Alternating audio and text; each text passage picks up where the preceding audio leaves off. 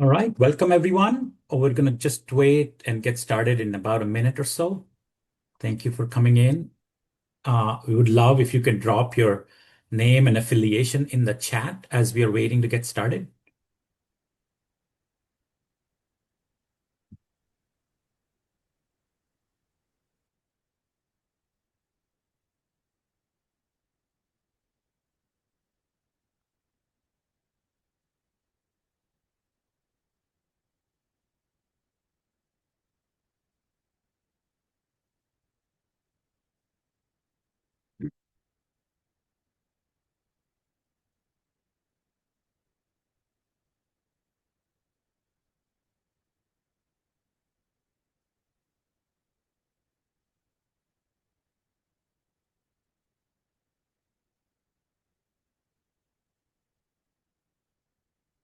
Hey, welcome to SNCC's May webinar. This is on Safe Streets and Roads for All SS4A FY 2026. And this webinar is about making the final push for that. And I want to acknowledge my colleague Deborah Hood from Safety Navigator for California Communities, and also Daniel Burke from Caltrans's Division of Local Assistance, who are here with us today as panelists and will be helping out during the presentation.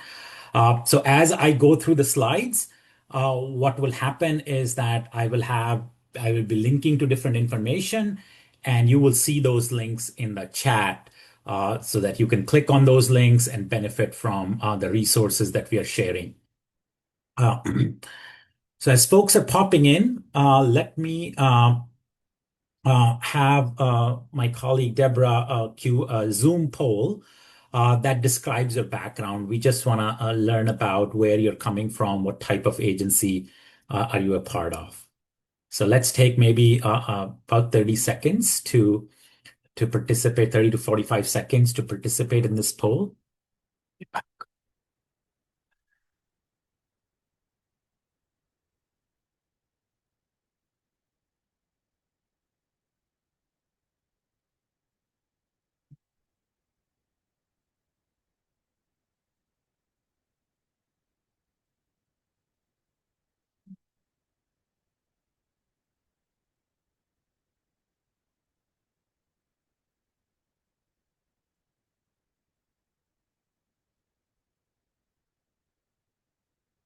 And Deborah, I just noticed somebody asking a question that the chat appears to be disabled. So if you could enable Thank that, you. please.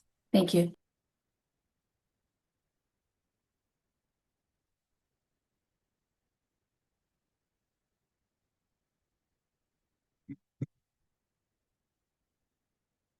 Right, we'll get the chat enabled here in a minute. In the meantime, you should participate in the poll that we have up, maybe another 15 seconds or so.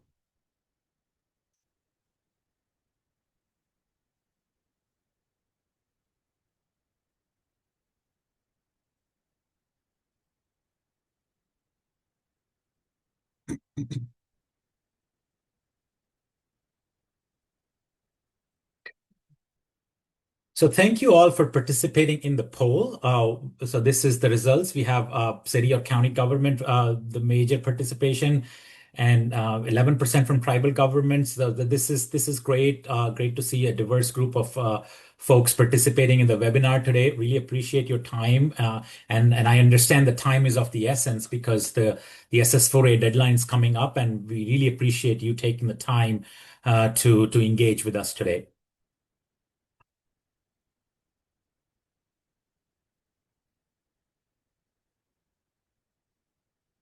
Okay. So next thing is that the next poll we want to do real quick, and this is something I'd asked for from our participants who were registered, and thank you for those who you responded already. But we would love to know what type of SS4A grant you're applying for. So that's our that's our next poll for you. We just want to learn about which type of SS4A grant are you applying for. And I understand there are some folks who are from the state agencies, so you won't be an applicant for this financial year for the SS4A grant. But we just want to learn, what is the sense that you have right now that which type of grant you're applying for? So it'll take maybe another 45 seconds or so to participate in this poll.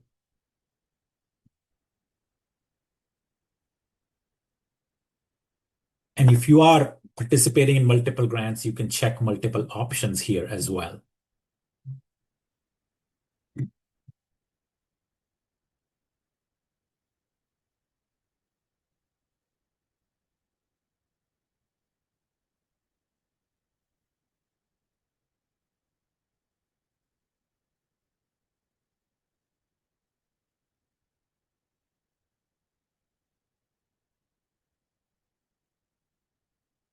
Okay, thank you. Thank you so much for participating. We can probably see the results real quick. Okay, it looks like so we have a good mix of folks who are trying to apply for the safety action plan, some folks who are trying to apply for the supplemental planning. So and then some implementation activities as well. So there's a big chunk of that. So this is great because we have content that covers pretty much all of these types of grants that would be helpful to you. And the other thing I want to mention is that, some of these planning grants and planning and demonstration grants, the narrative that is required is not, really large or really hefty. So there may be a possibility that you could put together, or maybe you can enhance your implementation grant with some additional activities as well. So thank you for sharing that. We appreciate it. So here is the agenda for our webinar today. So we'll have very quick updates from our Safety Navigator for California Communities program. We'll have some opportunities for you to sign up and link us up with on social media as well. And then I'll briefly mention some other open federal funding opportunities. That I think would be of interest to this audience or your colleagues. So please feel free to share those. And then we'll get to the meat of the webinar where we'll talk about as you're sort of trying to finalize your application, what items you should consider. We'll obviously have time for questions and answers. So please feel free to use the question and answer feature of the webinar to ask questions, and we'll try to take questions and answers towards the end. And then we'll talk about some wrap up and some next steps. And uh, and then the content of this webinar, obviously we the notice of funding opportunity is the paramount resource, and we obviously take from that.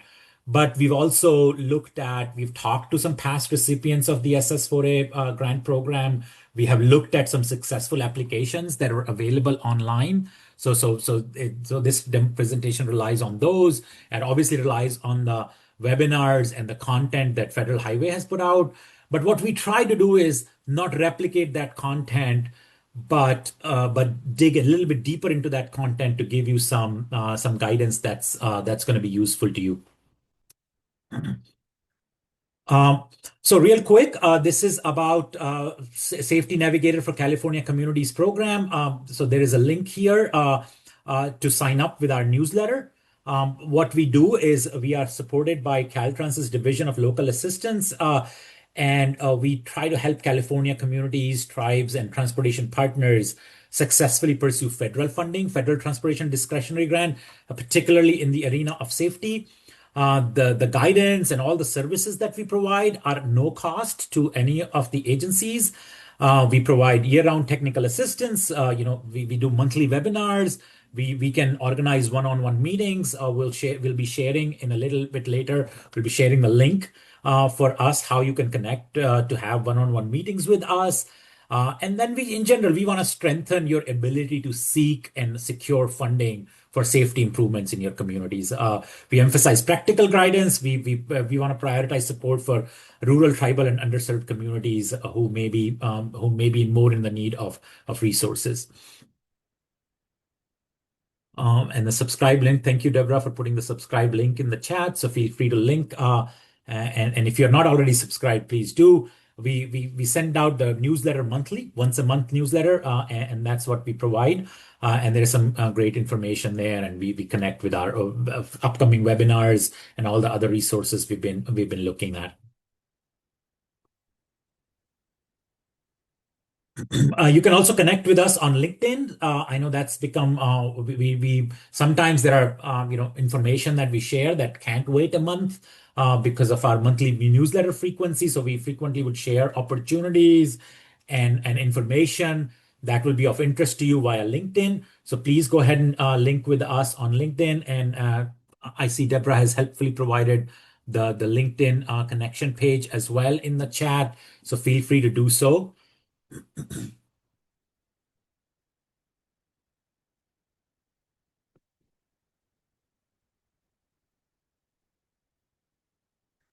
And then one more resource that I wanted to highlight from SNCC, and this is the last slide on our background and our our program. This is our YouTube channel, and on this YouTube channel, you will be finding the recordings of our past webinars and future webinars. So if you click on this or scan the QR code, that should take you to our YouTube channel where you can subscribe to it.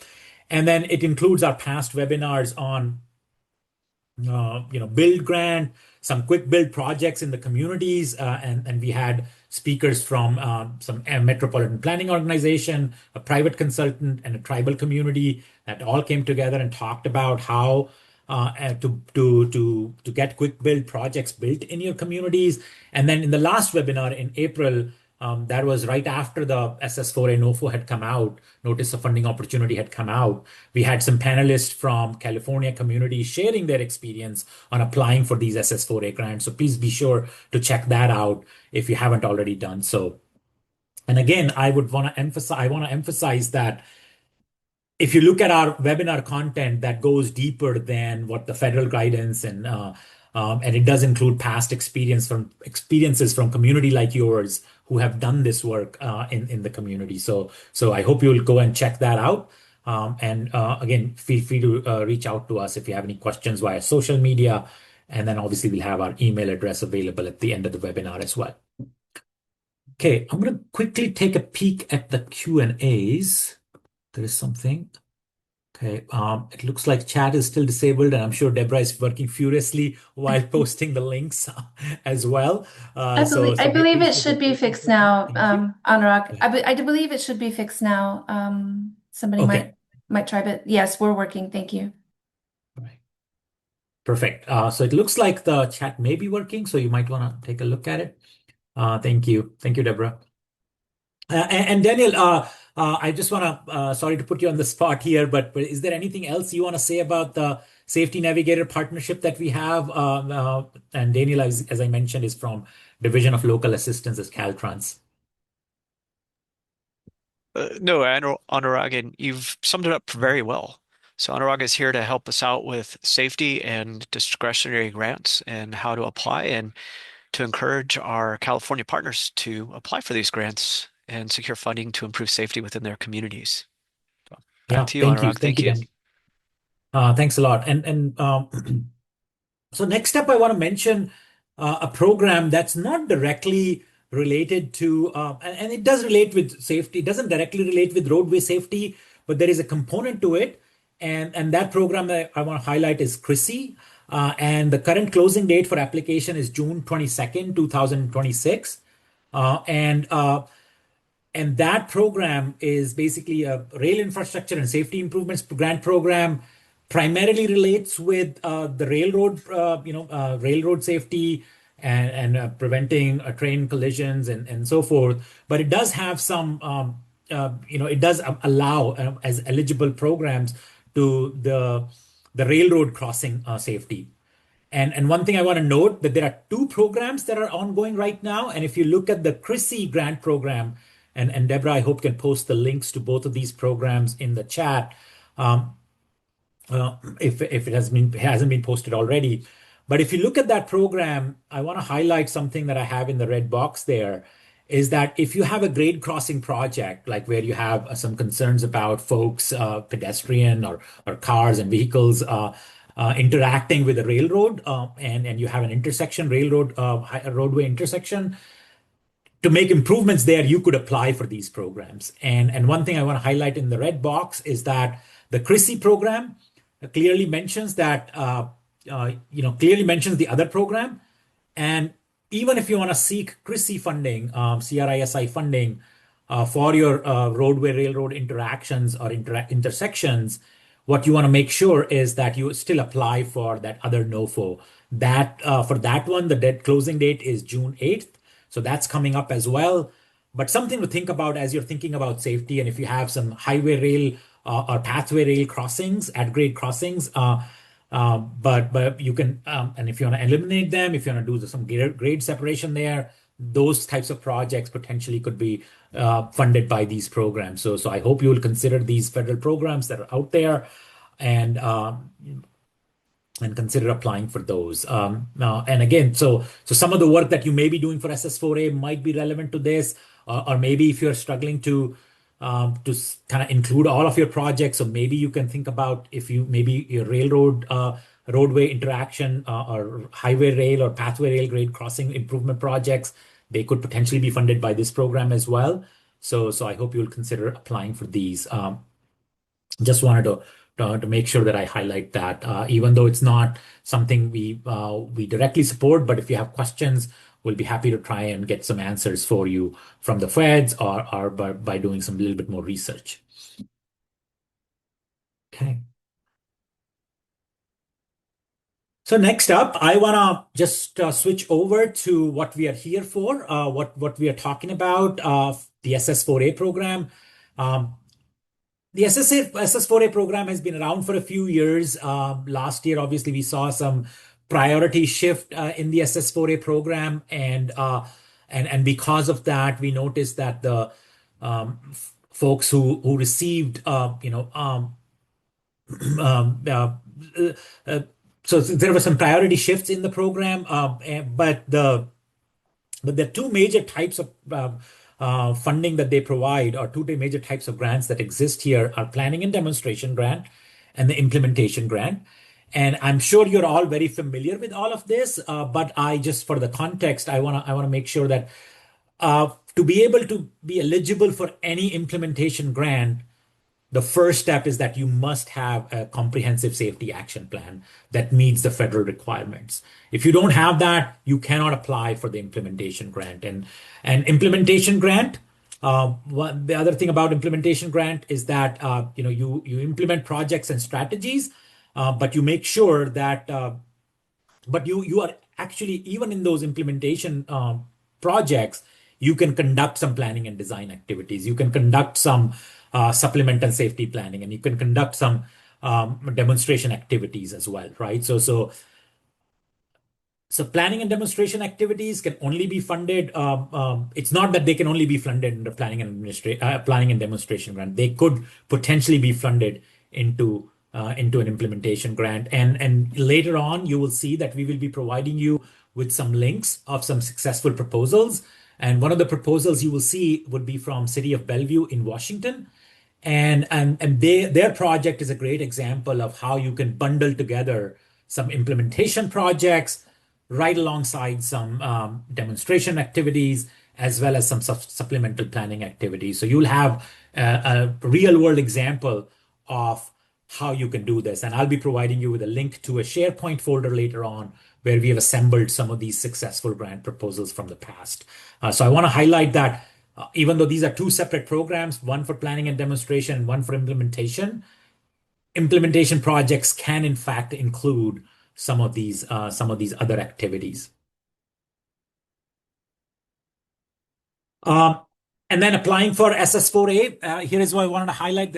So these two programs, the requirements, and one thing that I did want to highlight here is that you do have for the planning and demonstration grant, the narrative is relatively small. It's 2 to 3 pages. 2 pages if you're seeking funding under $1 million, but if you're seeking funding more than $1 million, then you can go up to 3 pages of the narrative. So these grants are relatively easy to put together.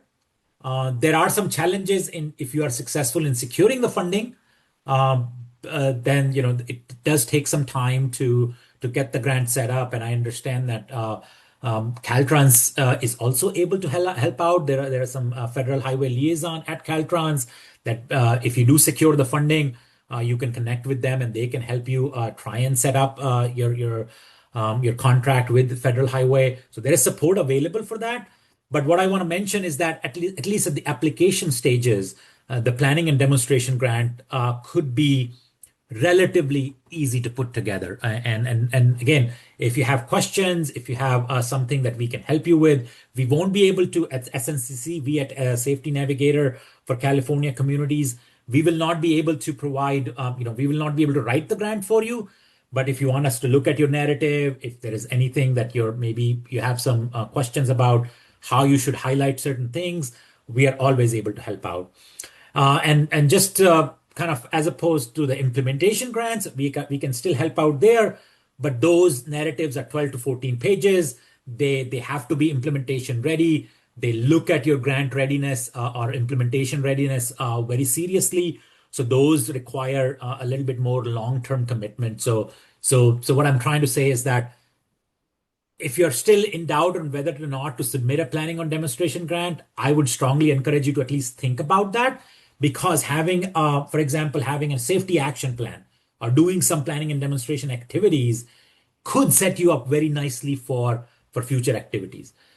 Implementation grants, on the other hand, I know a lot of you are already applying for it, but for that, I'm expecting that if you're going for it for this cycle, you would want to be pretty further along at this point, because there are only like 12 or 13 days left before the deadline. But in terms of planning and demonstration activities, maybe you can still put something together there. And I say that this is a very good risk reward ratio there, because even if you're selected, obviously that's going to give you a leg up on your future safety activities with future iterations of SS4A program if that happens, and even some state funding efforts, and it'll make you very competitive for that if you have some good planning and demonstration activities in place. So I'll strongly encourage you to, even if you're not already far enough along on the planning and demonstration grants, maybe something you can consider, and SNCC is here to help.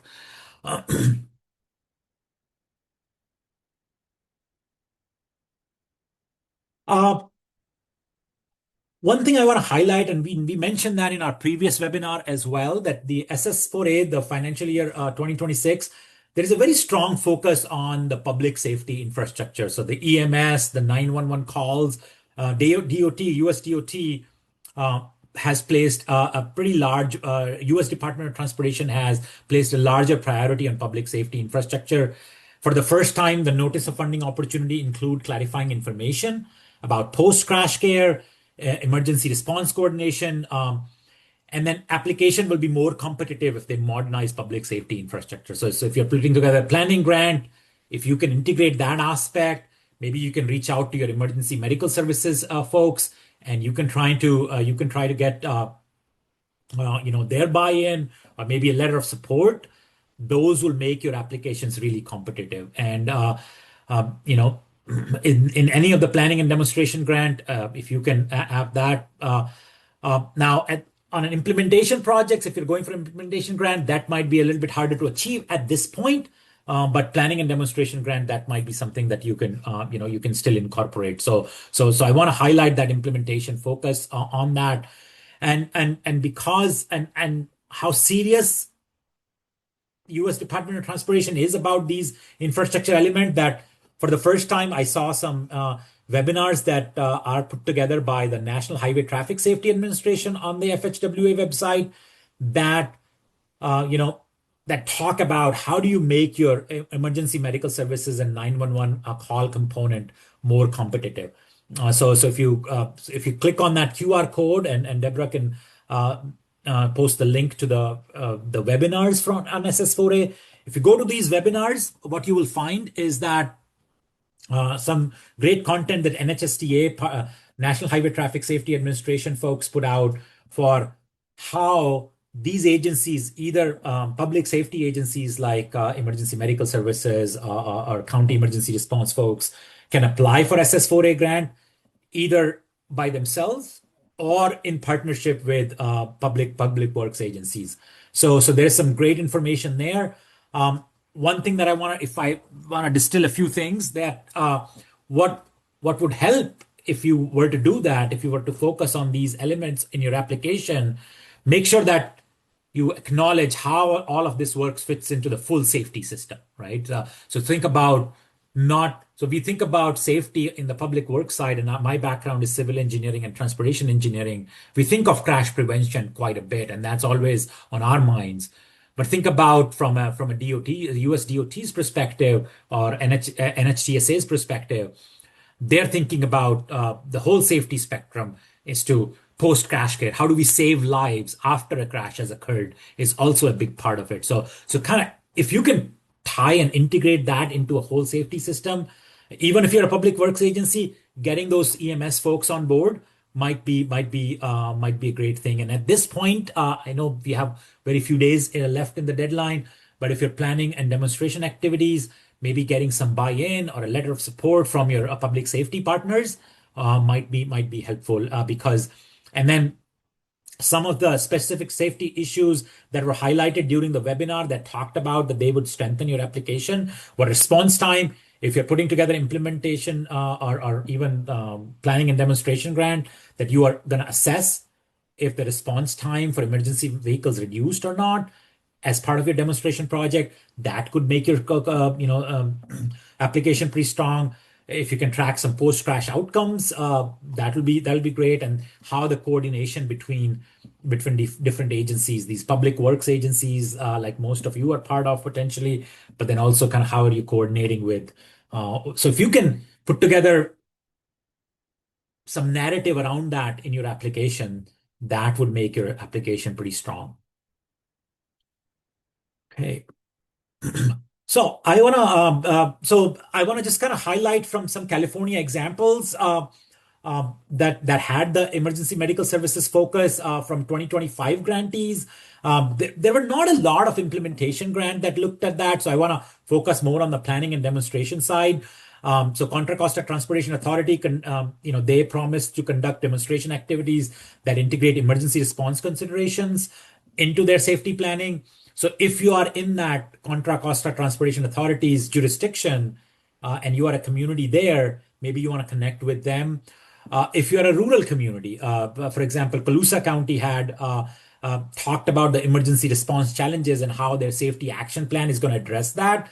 So make sure that if you're putting together a safety action plan, you show US DOT, US Department of Transportation, that your emergency response challenges in rural areas will get addressed in that safety action plan. And same thing about one of our tribal communities. I want to highlight because in rural and tribal communities that are far flung, emergency response is always so I want to highlight Shere Heights Indian community that also had incorporated emergency response consideration in their grant. So maybe looking at their grant abstract would be helpful, and kind of thinking about what questions you can address in your safety plan. So what I'm going to do here is that I'm going to switch over to the discussion of what you can do specifically with your implementation grant, with your planning grant, with your action plan grant in just a minute. But let me take a moment here to look at the chat and see if there are any questions, and that'll give me a breather and then also give you an opportunity to ask any questions you might have up until this point.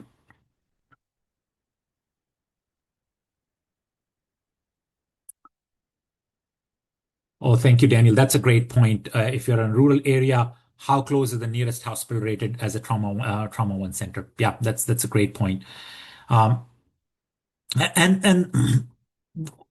one thing I also want to say is that implementing this EMS is also very important because in the future iterations of the SS4A program, this emergency medical sources and integration with the safety system is going to be, and I know that this is the last iteration of the SS4A funding in the current transportation bill, but there is a good chance, and things are already happening on the Capitol Hill to the extent that they can move. They're already happening on the Hill to kind of extending this program. This is a very successful program. It has shown to be very popular, has shown to have demonstrated real applications on the ground. And because of that, I expect this program to continue in some shape or form. And if it does continue in some shape or form, I think these EMS grants are going to be, pretty important. Or these EMS related emergency medical services or 911 call response, those type of activities are going to be pretty popular to be funded under this program, and are more likely to be funded in the future iterations of this program. So, so if your safety action plan, if you already have one, it doesn't include those. So a supplemental planning or a planning and demonstration grant that incorporates these elements would be very good, because remember, you cannot apply for an implementation grant for an activity that's not part of your safety action plan. So this would be an excellent time and an year to think about, can your action plan, if it doesn't already include these activities of integrating the action plan, can we do that right now so that we can be ready for the future iterations of these grants? And I know sometimes 10 days before the deadline or 12 days before the deadline, we're not thinking about, like, future cycles and things like that. But given that the narrative that you need is not very large, if you can somehow get some leadership buy-in and reach out to your emergency medical support system or the 911 call centers and incorporate them in your safety plan, I think that will set you up very nicely for future implementation dollars in your communities. And thank you, Deborah, for taking care of the questions around the slides being sent out later today. So thank you. So let me see if there's other questions. Tracy, that's a good question about implementation. I'll have to try to get the answer for you. I think I don't think the projects are administered by Caltrans directly. You do have to, you do have to look at it from, you do have a contract with the US DOT. And there are some folks at Caltrans that can help you set that contract up, but I believe the contract is always provided. And what I'll try to do towards the end of this webinar is that I will try to, and maybe Daniel and or Deborah can help us. Can you send out, if you are talking about once your grant is funded, who should you contact with? Maybe we can provide the email address of those contacts in the chat. And then let's see if there's other questions. I'm just going to quickly go over. Okay, perfect. Hey, Anurag, Yes, go ahead. that's correct. USDOT currently has responsibility to conduct all oversight of the Safe Streets for All grants. So Yeah. they will be reaching out once you get the award letter, they will be reaching out and providing that contact information. Yeah, thank you. Mm-hmm. Thank you, Danny. Okay.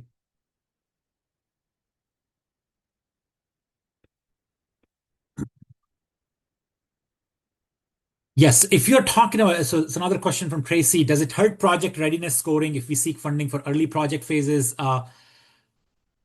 Potentially, yes. So they do look at project readiness. If you have other sources, or if you can demonstrate that this will be ready, because if you're seeking funding and then your project's going to take some time to set up, that could potentially hurt that.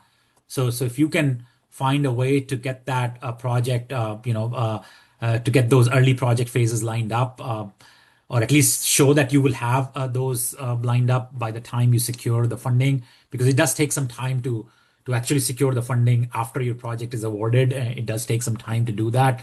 And if you're relying on that funding to do your early project phases, then it could hurt your project readiness scoring. So your instinct on that are correct. And that's not to say that that makes it ineligible, right? So I'm not saying that, it's completely ineligible, but yeah, it does, affect the readiness scoring. Okay. So next thing I want to talk about.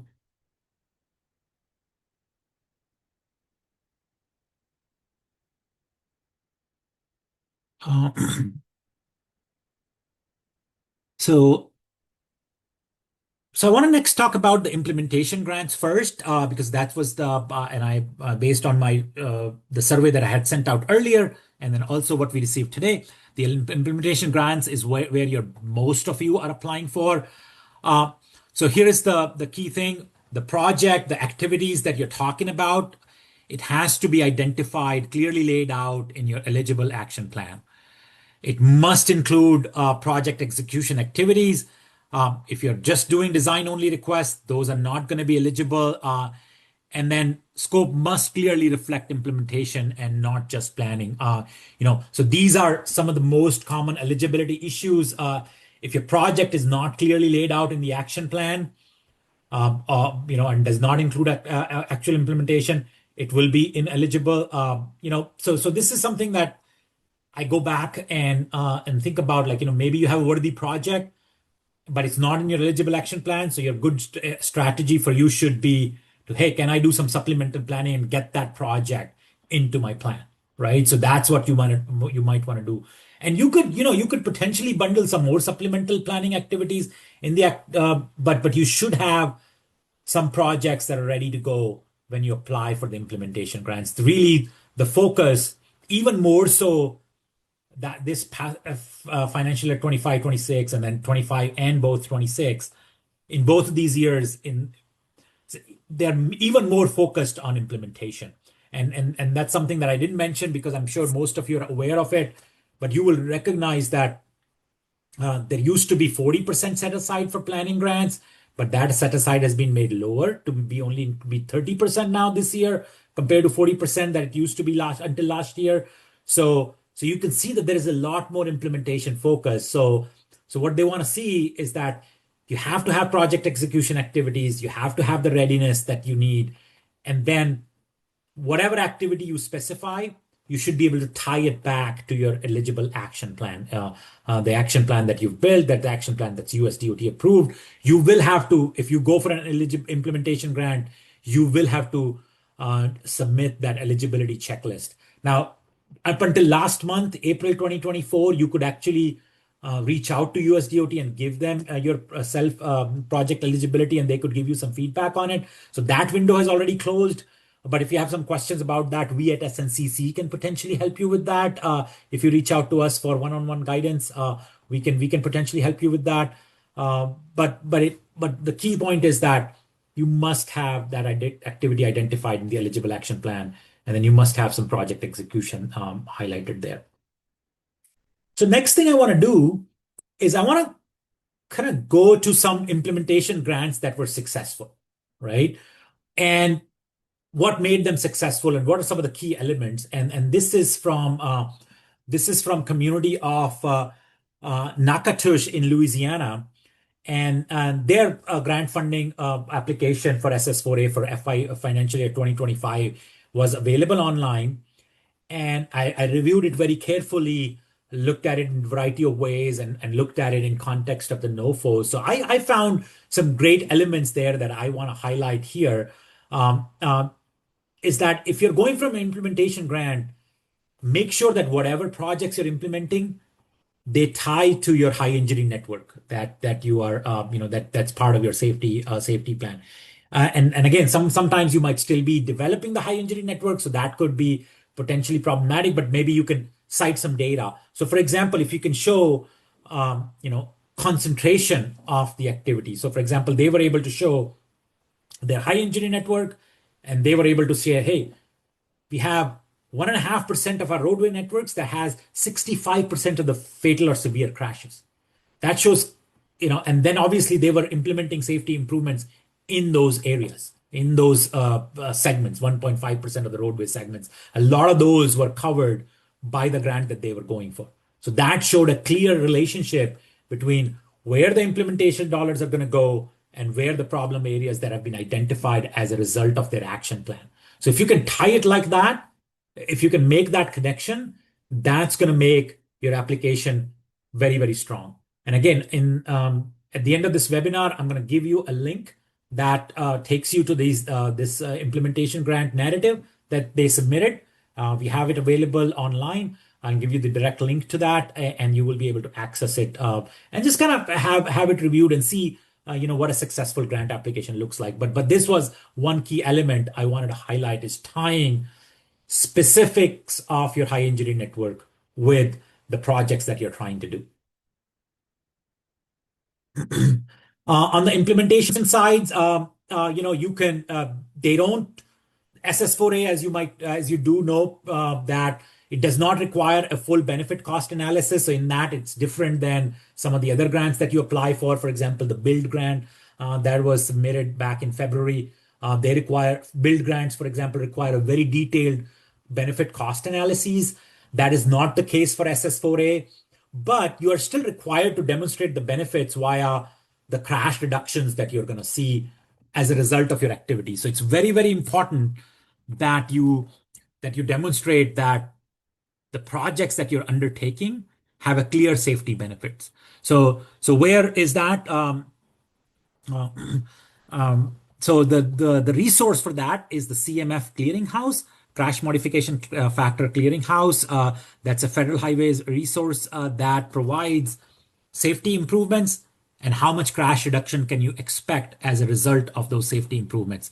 So that will be an excellent resource. So let's say you are doing a project and you're putting retroreflective signal head backplates, right, on your intersections, right?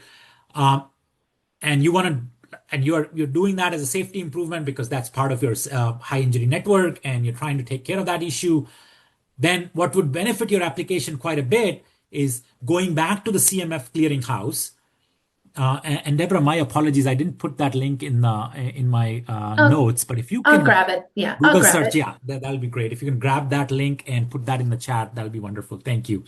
Uh, so if you can demonstrate that CMF for that treatment is 0.85, right? So that means that what that means is that you can expect a 15% reduction in collisions, in all collisions, if you implement that improvement, right? So, and then tied back to your high injury network, and like I'm showing you an example from Bellevue, Washington, the project that they submitted and got funding for, and this was a few years back.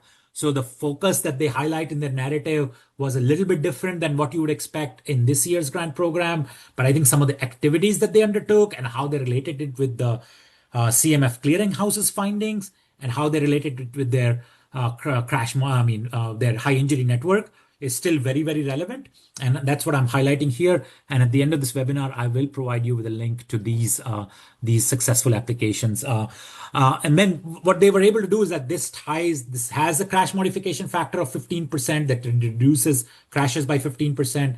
And then more than half of their crashes actually did occur on signalized intersections. So that shows you how valuable this project or these activities would be in terms of crash reduction. Again, no full benefit cost analysis is needed, but you do need to tie the projects and activities to evidence. And most of the time, that evidence will come from crash modification factor clearinghouse, CMF clearinghouse. And then I want to cite another example from Natchitoches in Louisiana. They talked about high visibility crosswalks. They have a crash reduction factor of 40%. So they reduce crashes by 40%. And this was a safety problem that they had identified, and they would be able to reduce that by 40%. And they documented that, and they cited the link to crash modification factor website. And they were able to say, okay, so, and obviously that was one of the strong points of their application, is that not only were they tying it to the high injury network, but the activities that they were undertaking had pretty high crash modification factor. Now, one thing I want to mention here, it's a great resource, CMF Clearinghouse, and some of the implementation projects that you're doing may be directly listed, like for example here, retroreflecting signal heads or high visibility crosswalks, or maybe providing some rumble strips, whatever. Some of those projects may be directly listed, or some of those activities or safety modifications might be directly listed there.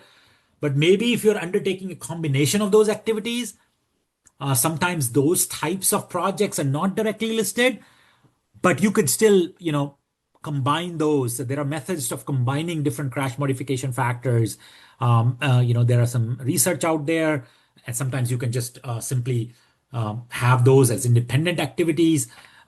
So if you are looking for projects and activities that you don't find direct crash modification factors, but you still want to demonstrate some safety benefits, please reach out to us and we will be happy to. I work in this area. I'm obviously professor of civil engineering, traffic and transportation engineering, and my research happens to be focused on these things. And so I'm very aware of evidence on some of the activities that might require or that might involve more than one clear item that you will find in the CMF clearinghouse. So we will be happy to support you if you have activities that are a combination of these crash modifications or safety modifications. So we'll be happy to support you in that if you need it. So if you don't find a direct CMF in the clearinghouse, reach out to us.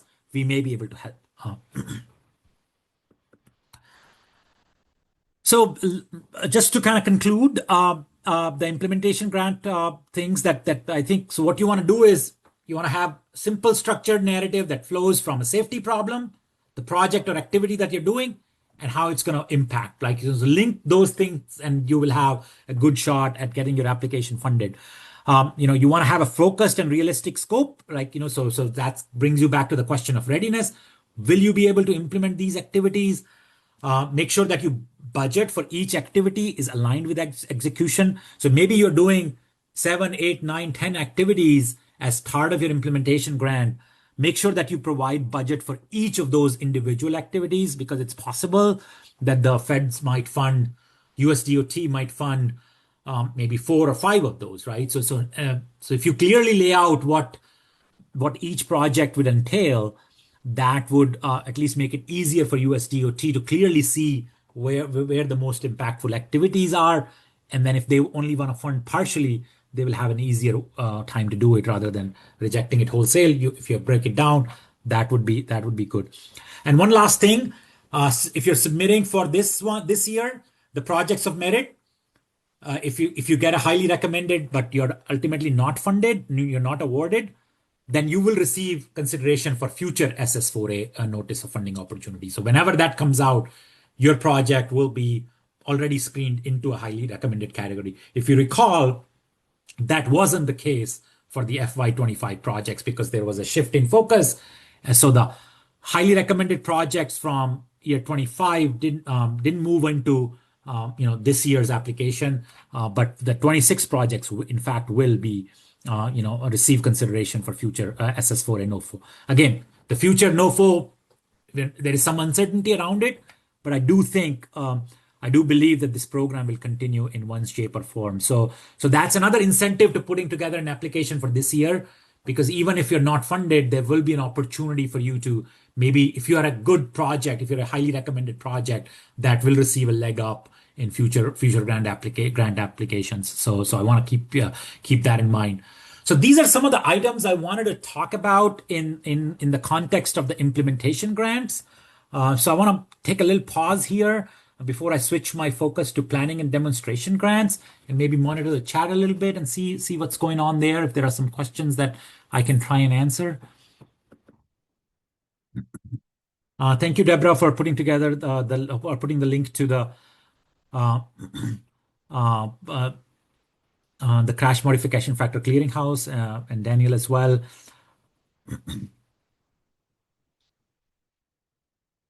So Daniel has responded to the question from Tracy.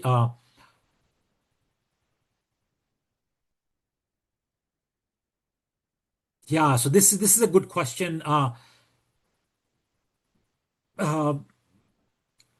So maybe if you are lacking a bike and ped crash information, maybe there could be something that you could look at in terms of. So the question for Lorian is that what about lack of bike ped crash information due to very, very poor or lacking facilities? Now, if that is the case, maybe if you don't have good data to back it up, perhaps looking at some supplemental planning activities might be something to bundle into your project if you're looking at that. So I would say that maybe if you are not able to provide evidence, that would be a challenge, right? So I would say maybe looking at some supplemental planning and demonstration activities might be in order.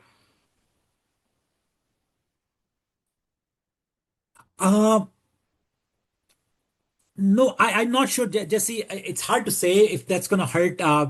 If definitely having it related to your high injury network will help. High vehicle collision area, if you can tie that as a safety problem, because remember the focus now is on the safe systems approach. So it's not about just reducing the number of collisions. It's also about reducing. It is in fact about trying to reduce fatalities and serious injuries. So I'm going to have to say yes, but I will probably you know, review the NOFO one more time to give you a definitive answer on that. But that's a good question. But I think given the focus on the safe systems approach, I think if I'm looking at two identical projects that are doing something similar, if the project were located in high injury network, will probably have an upper hand. I hope that answers your question at least somewhat, and then we can look at that. Yeah, thank you, Daniel. Yeah, so if data collection can be incorporated into plan demonstration grant, excellent resources that Daniel has shared. I appreciate it, Daniel. Thank you. Yeah, so those are some great way of trying to get some funding and putting together some good data so that you are set up for future grant applications. Yeah, I really appreciate the questions. These questions are obviously not just going to benefit you, but they're going to benefit all the other participants who are here as well. So I really appreciate you asking the question. And then, if there are other questions that you don't want to ask at this forum that might be too specific to your project, yeah, please reach out to us. We'll be providing you with our email address and some link to one-on-one consultation that we provide. So we'll be happy to tackle some of those questions that might be more specific to your project, your locations, or your communities. We'll be happy to try to tackle there. And thank you, Deborah, for sharing the Safety Navigator email ID as well. So yeah, please feel free to reach out to us on that email. Okay, so next thing I want to do, I believe we've addressed the questions from the implementation grant side.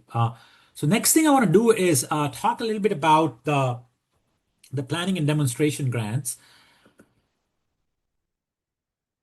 And as I mentioned previously, there are 2 to 3 page narratives that you can develop. That's all they require. They're gonna fund about 400 to 700 grants nationwide for planning and demonstration, and as opposed to 40 to 70 implementation grants. And even though they have moved implementation grants so they have reduced the set aside for the planning grants to be just 30% rather than 40%. I think implementation grants are still going to be the most competitive ones. They will require more time to put together, more effort, and those activities that you require for the implementation grants probably should be happening over time. So they should be happening not just when the NOFO comes out, but you should be getting ready for those year round pretty much. So that makes the planning and demonstration grants a little bit more attractive as long as you can get some commitment from your leadership in your communities, and you can, so the putting together the narrative would be a relatively easy process. So that's why. And then one last thing I would say about the planning and demonstration grant is that if you can put together a safety action plan, it will set you up very nicely for your future safety projects in your community, because you will know exactly, if you have a safety plan in place, you will know exactly what the problems are. And that'll make you that much more competitive, not just for the federal grants that come around, but also the ETSIP grants and things like that, because you will show that you know exactly what you're doing and it's part of a plan. So yeah, that's why I want to highly encourage folks to apply for this grant. One of the key resources that I found for the action plan grants is this um, uh, Get Inspired portal that's put together by the feds, and the link is a SS4A clearinghouse. It's a portal that feds put together to show what type of grants have been funded in the past. And if you look at the screenshot that I have on the slide, what you'll find is that, and then Deborah can post the link there if it's not already posted. But if you go on this link, what you will find is uh, that you can filter out for the types of communities. And you can, for example, if you're a tribal community, you can filter out just the tribal communities and see what kind of safety plans have been put together in the past by communities that secured these grants. And looking at those plans can give you some ideas about what's possible in the community, in your communities. So obviously, these are not grant proposals. These are not proposal narratives. These are actual safety action plans that were developed as a result of the grants. and then the amount of award that it took to actually develop those plans. So I think um, these plans, if you look at them, will inspire you to create your own proposal narrative, and you might be able to put together a grant. And if you're a tribal community, I would especially encourage you to kind of at least look at some of these examples.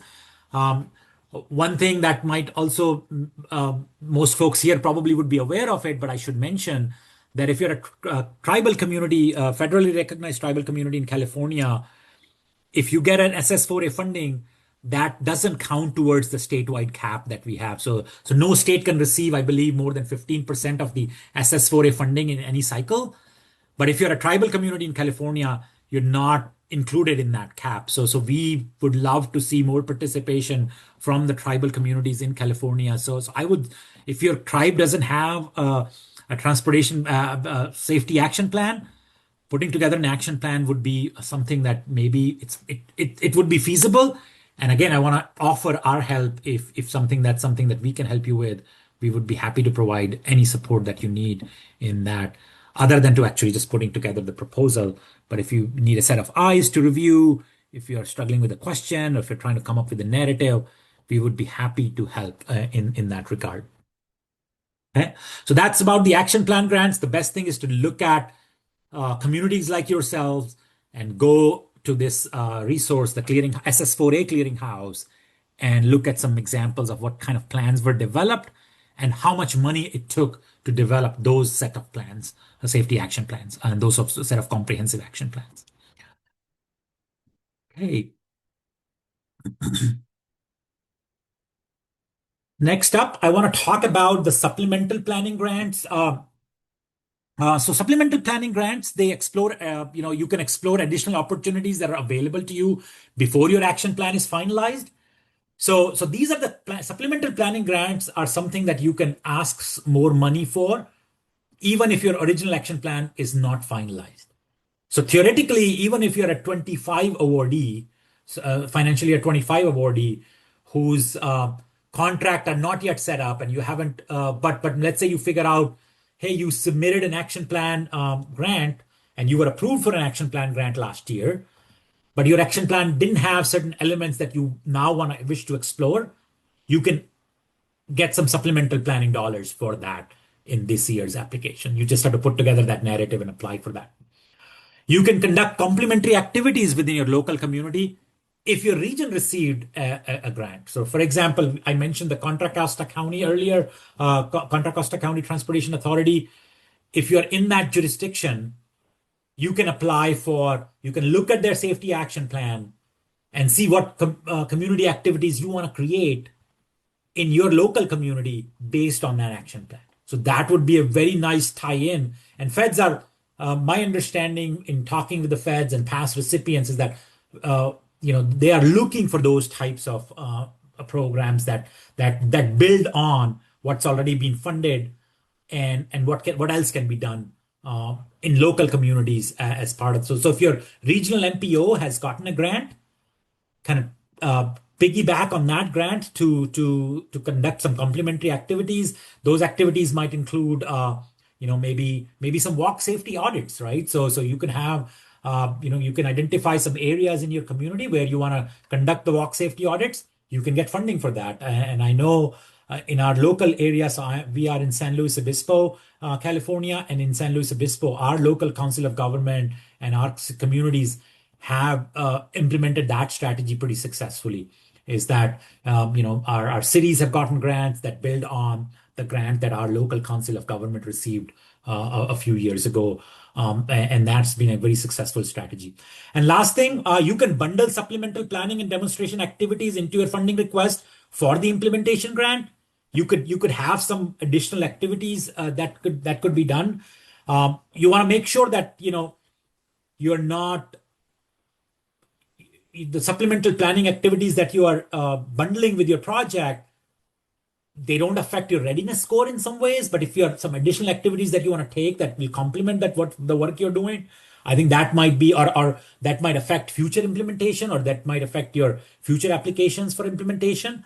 Those will be pretty good example of that. And a great example of this last item was City of Bellevue.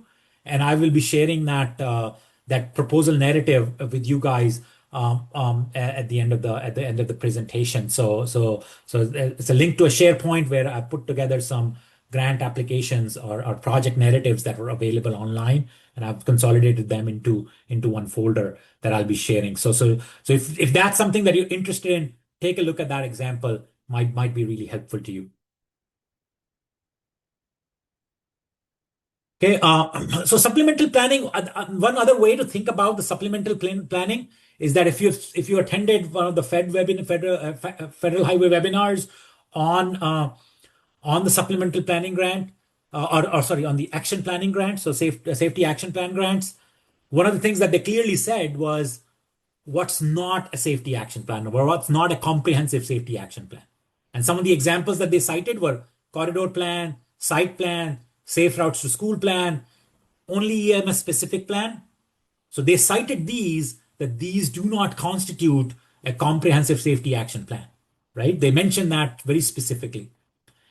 But what you will find is that what doesn't make a comprehensive safety action plan makes a very good candidate, an excellent candidate for the supplemental planning grant. So these would be great examples of the supplemental action plan, and especially that last item, right? That EMS specific plan. If you can incorporate that into your comprehensive safety action plan that you have already developed or you're developing, that will put you on a pretty strong footing for future implementation, because I do believe that these emergency response plan and whole blood program and these types of implementation strategies would become very competitive in the future iterations of the SS4A grants. So these are some of the things that I want to talk about for supplemental planning. So what do these activities look like? So I said, like, you could have these supplemental planning activities done. So what do these activities look like? And I want to clearly differentiate between supplemental planning activities versus the demonstration activities. So supplemental planning activities, they produce a plan or analyses. They complement or they add to your comprehensive safety action plan that you may be developing or have already developed. It must result in a public. So if you are applying for a supplemental plan, you need to clearly demonstrate that this is going to strengthen your action plan, right? So that's going to be pretty important. If, on the other hand, you're applying for demonstration activities, demonstration activity would be feasibility using the quick build, right? So maybe some quick build roundabout. I know Caltrans is a very good Caltrans and our CalTAP, I should say, our local technical assistance program, California Local Assistance Program, did an excellent webinar on recently in April, and the recording might still be available for that, on some quick build strategy. Can you test out some quick build strategies for that demonstration using that demonstration grant? And then these demonstration activities, what you want to do is they must be temporary. If you're pouring concrete, it's likely not temporary. I think that's exactly the words that the federal webinar used, right? If you're pouring concrete, probably not temporary. If you're going to do a demonstration, you need to have some measures that you're going to take before and after. You need to have some evaluation component attached to that demonstration activity. And then some of the, and you might also want to check out our quick build webinar that SNCC did 2 months ago as well. So there are some activities there that could be bundled into some demonstration grant money. And some of the other ones could be pilot programs for behavioral or operational activities, some pilot programs of new technologies. I know there were in 2025, they funded some pilot programs for 911 calls and strengthening that response activities. And you can do some engineering studies as well as part of that. So that could be a demonstration activity as well. And what I want to do now is I want to just give you some examples on 2025. And again, I don't have the full grant narrative for these because I don't have access to these, but I do want to highlight the dollar amounts, the small dollar grant that maybe you folks have still time to put together potentially, a small dollar account, and then these are demonstration activities, some planning and demonstration activity, as well as some supplemental planning activities, and what type of activities were conducted using the grant money. And these are all approved ones. So I'm certain that the work probably hasn't commenced on these, but maybe maybe learning about more about these programs through abstracts that were provided. And these were the fives that I found like that were that were in the communities that are focus areas for SNCC, and they're not large dollar amount. So I'm sure the narrative for these wouldn't have been too hard to put together. So that's why I just wanted to highlight these that these are something that maybe potentially our community members can put together as well. So this is some of the things that I wanted to talk about for the SS4A program. I try to cover different types of grants that you can put together, some of some of the activities that you can undertake. And one thing I do want to highlight, I really do believe that it may be possible to put together a grant, even though the time is not a lot. But for planning, for safety action plan grants, as long as you have leadership buy-in, that might be still possible. That may still be possible to put together a short narrative that goes into some of these grants. So I would strongly encourage you to look at that possibility. So I'm going to go ahead and monitor the chat before we get into our June webinar and some of the other stuff in the webinar. I'm going to let me go back to the chat and take a look what's happening there.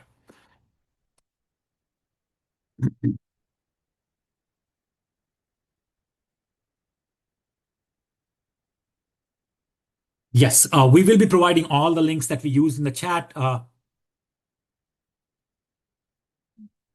as well.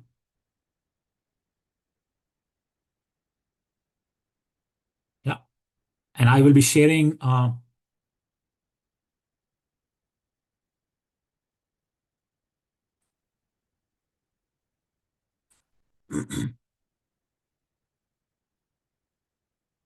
Oh, that's a great point, Daniel. If yeah, that's a good point. Like if you can connect that to a systemic concern, and if you talk about systemic safety, that's what it is, right? So even if the collision data doesn't show the harm yet, but you're seeing what you see in your high injury network, you are seeing same issue or similar type of projects that you could undertake at another location. You can tie it with the systemic safety concern. And if you need help in crafting that narrative, and if it indeed connects with you have similar challenges as you would see in your high injury network, I think we at SNCC might potentially be able to help you in crafting that narrative that relates to the systemic safety. So thank you, Daniel. That was a great point that you mentioned. Um,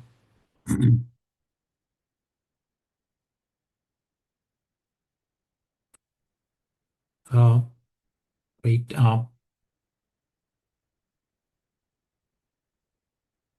Okay, so I don't see any other question there, but yeah, so it's a transcript for the chat. Oh, how is the completed safety action plan submitted to the US DOT? I believe that's at the end of your grant. Like once your grant cycle is ended, that's when you submit it. But I think more important than that, if you apply for any of the future SS4A grant, you have to tie it to the safety action plan. So they need to see that as part of the future grant application. And I do believe you probably it will be a deliverable if you do get the safety action plan grant. Yeah, I'm not exactly sure what the mechanism for submitting that grant is, but I believe that would happen after you have successfully completed the grant. But that's a good question. I don't know the answer off the top of my head, but that might be something we can look into. Hey, great. I'm not seeing any additional questions that I can answer at this point. So let me go ahead and talk about some of the next steps here. Some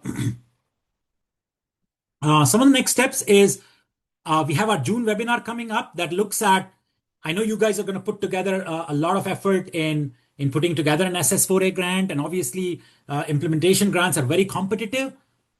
But what I want to talk about in our June webinar, we'll have some expert panelists, and not just me talking, but some folks who have actually put together these grant funding applications for all of these types of programs for SS4A, for SSIP, for ATP, state funding, all of these different grant programs. We'll have some guest speakers talk to us about, if you have an SS4A grant that you put together, and let's say if, for example, it wasn't successful, what else can you do with that narrative, with all the work that you did, right? Where can this project fit? And they will also talk about some project fit analysis, what type of projects are best suited for what type of grants, right? So I have the QR code will actually take you to the link where you can register for our June webinar. And that's going to have some panelists that are going to be talking about deciding on where to put a specific project or activities, where to get funding for that, under which program, and then also using some of the work that you're putting together for SS4A grant and how to leverage that work for your future applications for potentially other programs, right? It could be a federal program, it could be state programs, and something that I would love for you to kind of at least consider. So yeah, please consider signing up for this webinar. And Deborah will be happy to post. Yeah, the link is right there in the chat. So please click on it. I'll give you maybe 30 seconds to register here.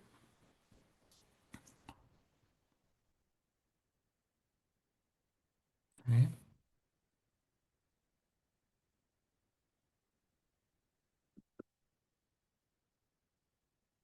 As we get close to the wrap up, one thing I want to say is that please, there are 3 QR codes on this page.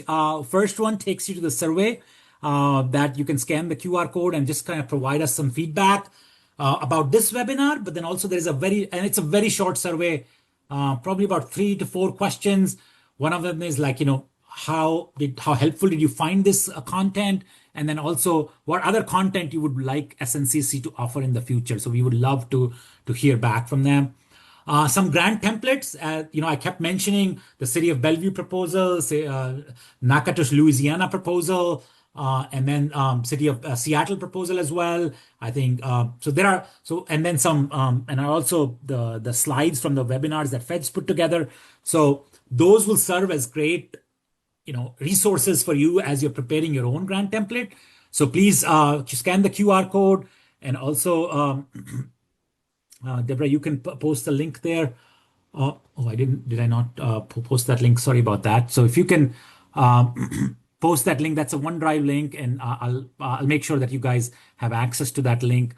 But if you can click on that grant template link, you will see that it has some of the examples from the past. And then I have the last link is to scheduling a one-on-one assistance with us. If you have questions, I talked about the narrative help that you might need. And you can always email us about any questions, SS4A grant, but beyond the SS4A grant, any safety implementation work that you might be doing in your community, how to get funding for that, or if you already have some funding, or if you want to have some questions answered around safety implementation, we're happy to help. So please reach out to us by email. And let me send you the link for the drive link. My apologies, Deborah. I didn't give you the drive link. I thought I had, but I didn't. So my apologies. Let me give you that link right now. I'll Sure. post that in the chat. Sure.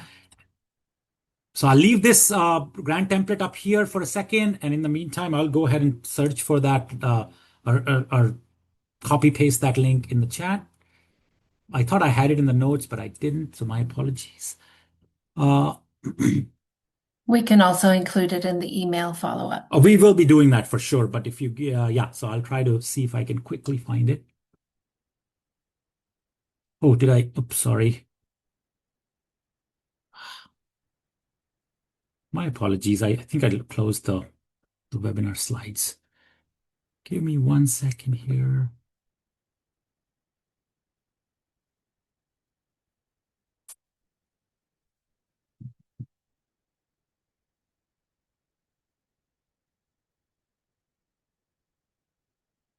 My apologies for this technical issue. That's completely on me.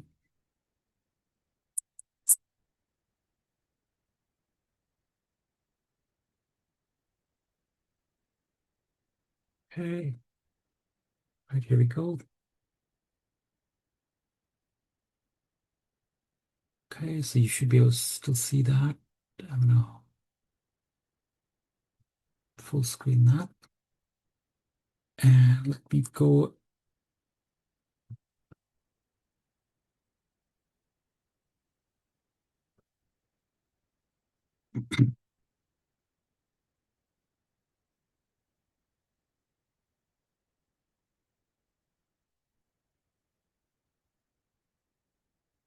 Okay.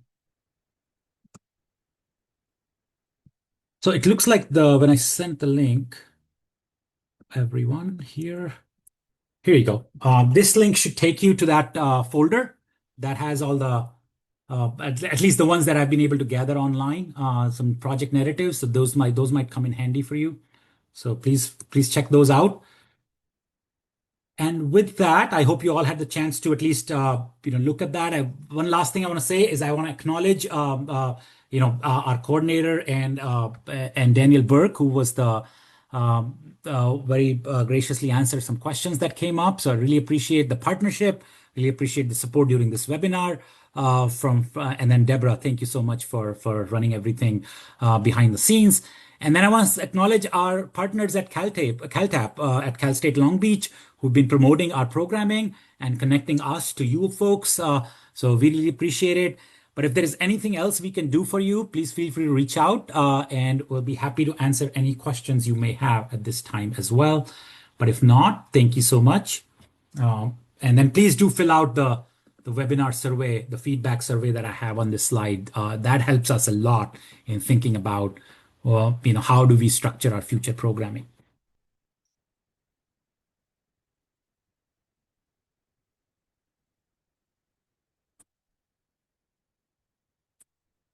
Thank you all.